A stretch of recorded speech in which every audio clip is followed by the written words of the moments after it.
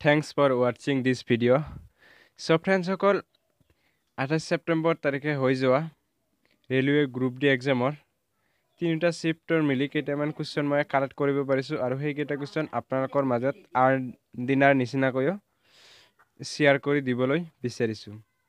So friends, যদি কোনোবাই মোৰ চেনেলটো নতুন চাই আছে এতিয়ালৈকে ছাবস্ক্ৰাইব কৰা নাই তেওঁলোকে যাতে মোৰ চেনেলটো ছাবস্ক্ৰাইব কৰি লয় আৰু বেল আইকনটো প্ৰেছ কৰি দিয়ে তেতিয়াহ'লে আগলৈকে দিয়া ভিডিঅ' পাই থাকিব।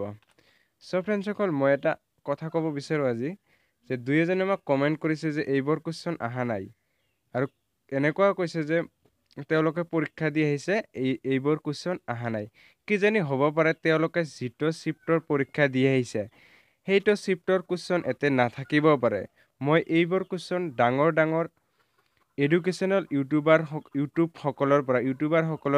ইউটিউব চেনেলৰ পৰা তেওঁলোকে হিন্দীত লিখিছিলে আৰু ইংলিছত লিখিছিলে তেওঁলোকৰ পৰা মই ট্ৰান্সলেট কৰি অসমীয়াত লিখি আপোনালোকক সহজ ভাষাত বুজাই দিবলৈ চেষ্টা কৰিছোঁ।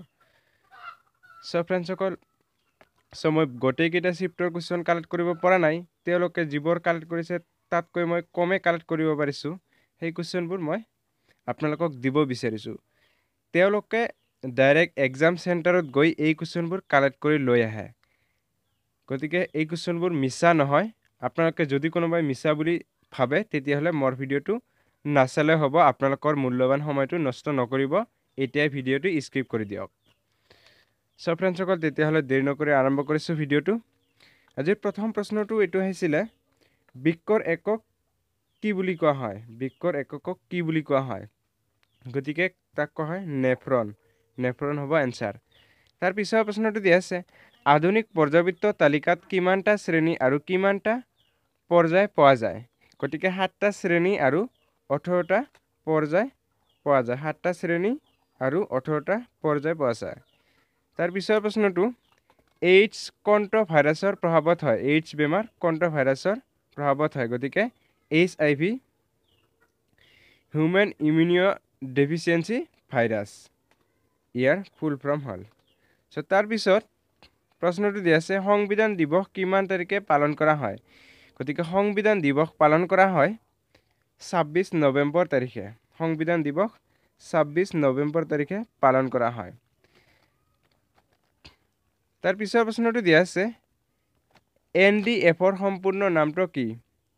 গতিকে NDFৰ সম্পূৰ্ণ নামটো হ'ল NDFৰ ফুল ফৰ্মটো হ'ল নেশ্যনেল ডিজাষ্টাৰ ৰেছপন্স ফ'ৰ্চ। NDFৰ সম্পূৰ্ণ নাম ভালদৰে চাই লওক। তাৰ পিছৰ প্ৰশ্নটো দিয়া আছে পলাচী যুদ্ধ কেতিয়া হৈছিলে? পলাচী যুদ্ধ হৈছিলে 1757 চনৰ 23 জুন তাৰিখে। তো নেক্সট প্ৰশ্নবোৰ চাওঁ। নেক্সট প্ৰশ্নটো দিয়া আছে মানুহৰ শৰীৰৰ আটাইতকৈ ডাঙৰ গ্ৰন্থি কোনটো? গতিকে আটাইতকৈ ডাঙৰ গ্ৰন্থি হ'ল যকৃত। ৰাইট এনচাৰ হ'ব যকৃত। তাৰ পিছতে দিয়া আছে 2017 চনত ক্ৰিষ্টাল পুৰস্কাৰ কোনে পাইছে? গতিকে ক্ৰিষ্টাল পুৰস্কাৰ পাইছে শ্বাহৰুখ খানে পাইছে। তাৰ পিছৰ প্ৰশ্নটো RBIৰ বৰ্তমান গভৰ্ণৰ কোন? গতিকে এই কুৱেশ্যনটো আহি গৈছে ইতিমধ্যে আকৌ আহিছে যোৱাকালি। গতিকে উৰ্জিত পেটেল হ'ব RBIৰ বৰ্তমান গভৰ্ণৰ। তাৰ পিছৰ প্ৰশ্নটো কোনে কক আৱিষ্কাৰ কৰিছিলে? গতিকে কক আৱিষ্কাৰ কৰিছিলে ৰবাৰ্ট হুক। আমি সকলোৱে জানো ৰবাৰ্ট হুক নামৰ বিজ্ঞানীজনীয়ে কক আৱিষ্কাৰ কৰিছিলে। তাৰ পিছৰ প্ৰশ্নটো দিয়া আছে হিমগ্ল'বিনৰ কাম কি? এই কুৱেশ্যনটো ইতিমধ্যে ৰিপিট হৈ গৈছে। গতিকে হিমগ্ল'বিনৰ কাম হ'ল তেজ ৰঙা কৰা, অৰ্থাৎ ৰক্ত ৰঙা কৰা হিমগ্ল'বিনৰ কাম। So নেক্সট প্ৰশ্নটো দিয়া আছে প্ৰ'টিন শব্দটোৰ খোজ প্ৰথমে কোনে কৰিছিল? গতিকে বাৰ্জেলিয়াছ নামৰ বিজ্ঞানী এজনে কৰিছিলে। তাৰ পিছৰ প্ৰশ্নটো দিয়া আছে হিন্দী সাহিত্য একাডেমী পুৰস্কাৰ কোনে লাভ কৰিছে? গতিকে সেইটো ৰমেশ কুন্তল নামৰ বিজ্ঞানী এজনে। So নেক্সট প্ৰশ্নবোৰ চাওঁ। নেক্সট প্ৰশ্নটো দিয়া আছে দেশৰ ভিতৰত সকলোতকৈ কনিষ্ঠ মুখ্যমন্ত্ৰীজন কোন? গতিকে দেশৰ ভিতৰত সকলোতকৈ কনিষ্ঠ মুখ্যমন্ত্ৰীজন বৰ্তমানৰ হ'ব প্ৰেমা খাণ্ডু। আৰু প্ৰেমা খাণ্ডু বৰ্তমানৰ অৰুণাচল প্ৰদেশৰ বৰ্তমানৰ মুখ্যমন্ত্ৰী হৈ আছে প্ৰেমা খাণ্ডু। আহিব পাৰে কিজানি অৰুণাচলৰ বৰ্তমান মুখ্যমন্ত্ৰী কোন গতিকে এনসাৰ হ'ব প্ৰেমা খান্দু নেক্সট প্ৰশ্নটো অসমৰ বৰ্তমান ৰাজ্যপাল কোন এই কোৱেশ্চনটো ইতিমধ্যে 2-3 বাৰ আহি গৈছে 2-3টা শিফটত গতিকে 28 তাৰিখেও আহিছিলে জগদীশ মুখী বৰ্তমান অসমৰ ৰাজ্যপাল আমি সকলোৱে জানো তাৰ পিছৰ প্ৰশ্নটো মাৰাডোনা কোন দেশৰ খেলুৱৈ আছিল গতিকে মাৰাডোনা আছিল আৰ্জেণ্টিনাৰ খেলুৱৈ তাৰ পিছতে ৰনাল্ডো আহিব পাৰে কিজানি যেহেতু এটা আহিছে গতিকে ৰনাল্ডো কোন দেশৰ প্লেয়াৰ হয় গতিকে তেওঁ হয় পৰ্তুগালৰ প্লেয়াৰ তাৰ পিছৰ প্ৰশ্নটো সুন্দৰবন ক'ত অৱস্থিত এই কোৱেশ্চনটো ইতিমধ্যে আগতে আহি গৈছে আগৰ শিফটত আৰু 28 তাৰিখেও আহিছিল গতিকে সুন্দৰবন ক'ত অৱস্থিত পশ্চিম বংগত অৱস্থিত সুন্দৰবন অৱস্থিত তাৰ পিছৰ প্ৰশ্নটো দি আছে ৰাষ্ট্ৰীয় বিকাশ পৰিষদ কেতিয়া গঠন হৈছিল গতিকে ৰাষ্ট্ৰীয় বিকাশ পৰিষদ গঠন হৈছিল 1952 চনত 1952 তাৰ পিছৰ প্ৰশ্নটো দি আছে মানুহৰ শৰীৰৰ ক্ৰমজমৰ সংখ্যা কিমান মানুহৰ শৰীৰৰ ক্ৰমজমৰ সংখ্যা 46টা বা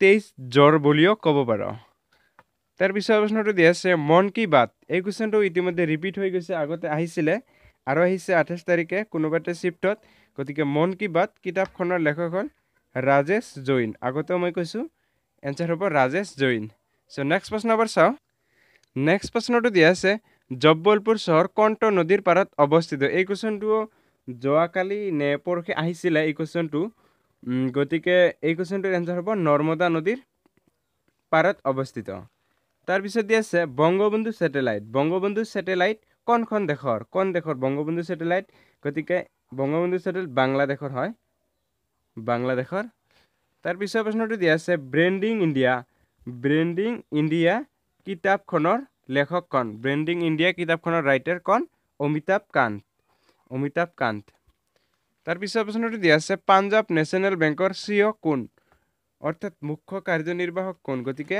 পাঞ্জাব নেশ্যনেল বেংকৰ CEO হ'ল সুনীল মেহতা তাৰ পিছৰ প্ৰশ্নটো দি আছে এক্স-ৰেৰ আৱিষ্কাৰক কোন গতিকে তেওঁ কোৱা হয় উইলিয়াম কৰ্নাড ৰুণ্টজেন গতিকে শৰ্ট ফৰ্মত আহে কেতিয়াবা WC ৰুণ্টজেন বুলি আহে গতিকে মই সম্পূৰ্ণ নামটো লিখি দিছো যাতে আপোনালোকৰ কনফিউজ নহয় তাৰ পিছৰ প্ৰশ্নটো দি আছে বাহুবলী চিনেমাৰ পৰিচালক কোন মই যোৱাকালিয়ে এটা ভিডিও বনাই দিছো বাহুবলী যিকেইটা কিছুমান ফেমাস মুভি আৰু সেইবোৰৰ ডাইৰেক্টৰবোৰ মই লিখি এটা 15টা মান ফেমাস মুভিৰ আৰু ডাইৰেক্টৰবোৰ লিখি মই এটা ভিডিও বনাই দিছো বহুত কোৱেশ্চন আহি আছে সেইবোৰৰ পৰা যদি কোনোবাই চোৱা নাই প্লেলিষ্টত গৈ নিশ্চয় চাই ল'ব কাৰণ বহুত ইম্পৰ্টেন্ট আগলৈকে যিবিলাকৰ এক্সাম আছে তেওঁলোকৰ বাবে গতিকে কোন হয় ৰাজমৌলি